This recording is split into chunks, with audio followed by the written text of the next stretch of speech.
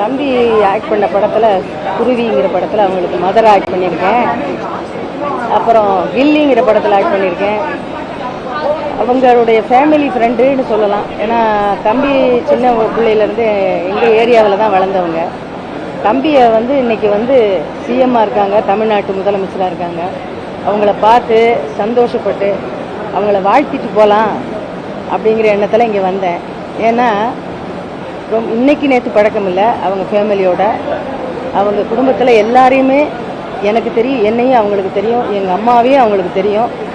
அதனால் அந்த ஒரு குடும்ப நட்பு அப்படிங்கிற ஒரு விஷயத்துக்காகவும் தம்பி இவ்வளவு தூரம் ஒரு தமிழ்நாட்டுக்கே முதலமைச்சராக பொறுப்பேற்றதும் இல்லாமல் சீரான நேர்மையான திறமையான ஆட்சி நடத்திக்கிட்டு இருக்காரு அப்படிங்கிறத தமிழக மக்கள் வெளியிலேருந்து எல்லாருமே பார்த்து பாராட்டிக்கிட்டு இருக்காங்க.